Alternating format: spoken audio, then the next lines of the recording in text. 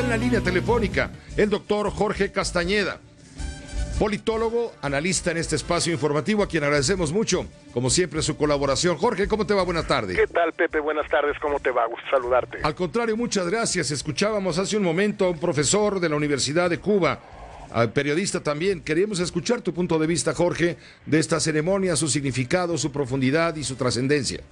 Bueno, yo creo que el valor emblemático, icónico, Pepe, es muy grande, simbólico, es muy grande, porque en efecto, pues, hacía muchísimos años que no ondeaba la bandera norteamericana en La Habana, de la misma manera que no ondeaba la bandera cubana en Washington.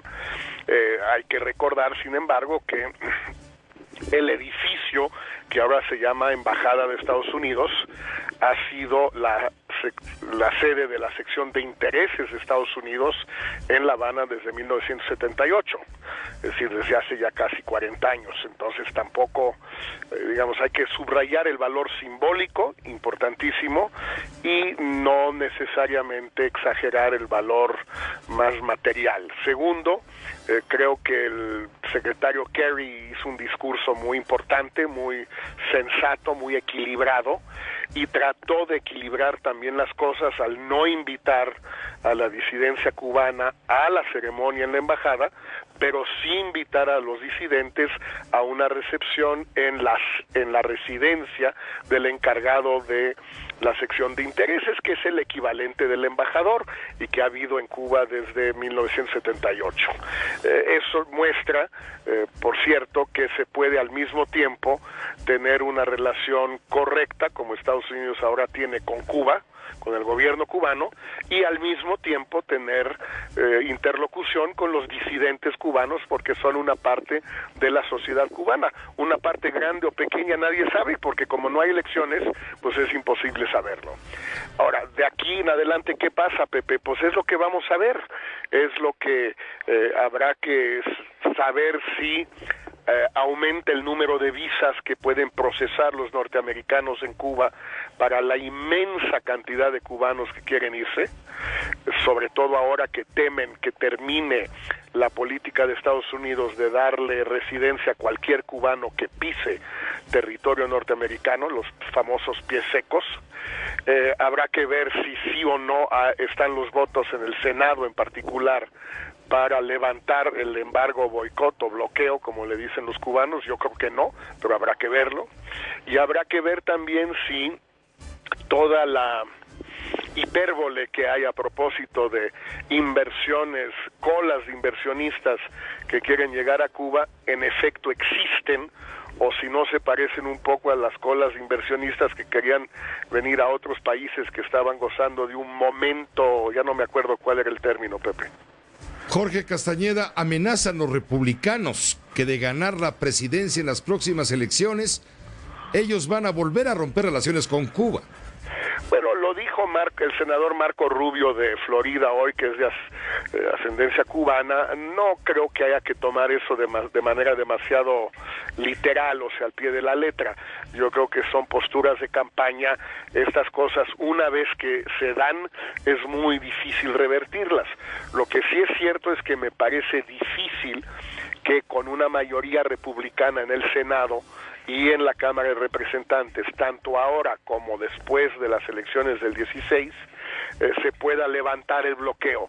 Y entonces ahí viene, o el embargo, y ahí viene toda la discusión si esto va a ayudar a los cubanos de a pie, más allá del simbolismo, o si en realidad es algo importante, insisto, por ese valor simbólico, pero que hasta ahí llega. No es posible en este momento, yo creo, determinarlo, Pepe, ni en un sentido ni en el otro. Jorge Castañeda, ¿qué papel, a tu juicio, jugó la Iglesia Católica encabezada por el Papa Francisco para llegar a este momento sin duda histórico y lo cual se subraya por el encuentro que han sostenido esta tarde John Kerry, el secretario de Estado norteamericano, con el cardenal cubano Jaime Ortega? Bueno, según un largo artículo publicado ayer en el New York Times, Pepe, que obviamente fue filtrado por la gente de Kerry y del Consejo de Seguridad Nacional de la Casa Blanca, no solo el Vaticano, sino en particular el cardenal Ortega, desempeñaron un papel muy importante, sobre todo en momentos en que todo esto parecía poderse descomponer. Vale la pena recordar, Pepe, que en realidad lo que motiva todo esto es el tema del preso americano Alan Gross, que estaba ya al borde del suicidio o de la muerte médica, y que hubiera sido un golpe terrible para Obama que eso sucediera bajo su presidencia.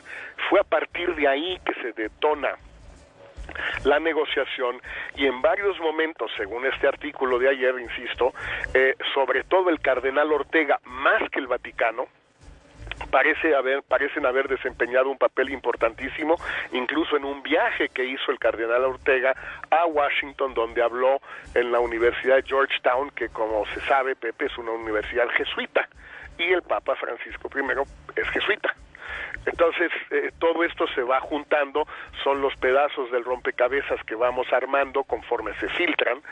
Yo creo que el papel en general de la Iglesia fue muy importante. Si fue el Vaticano o fue el cardenal Ortega o ambos quienes interactuaron, pues eso con el tiempo lo iremos sabiendo, pero obviamente fue un papel importantísimo, Pepe.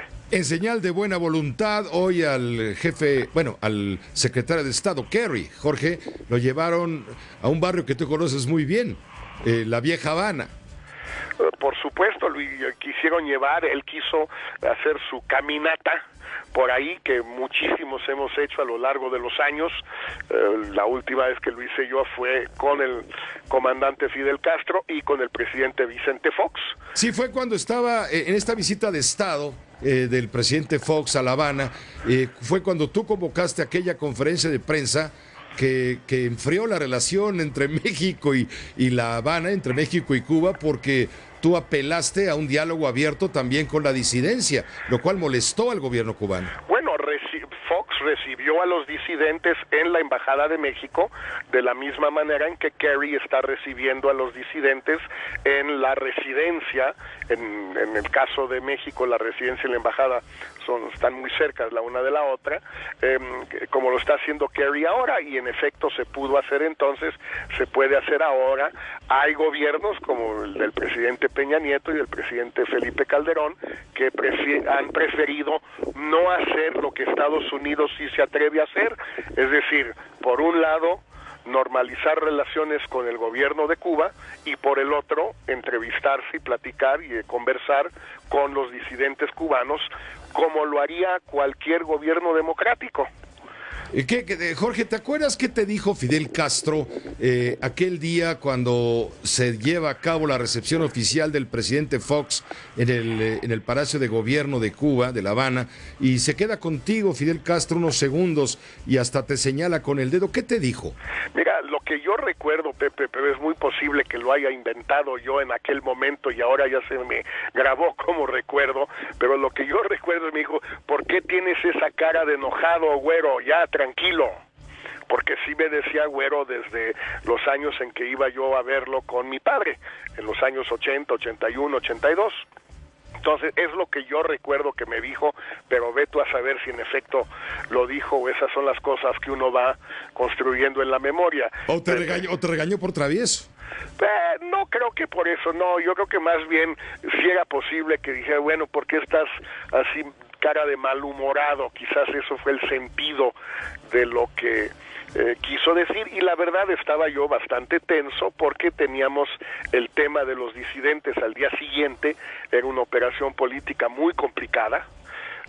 Creo que salió bien porque el precedente quedó sentado. El presidente de México, el primer presidente de México de la alternancia realmente electo por los mexicanos, cuando va a otro país se reúne con la gente que se opone al gobierno de ese país, sin necesariamente querer apoyarlos o no, pero habla con ellos.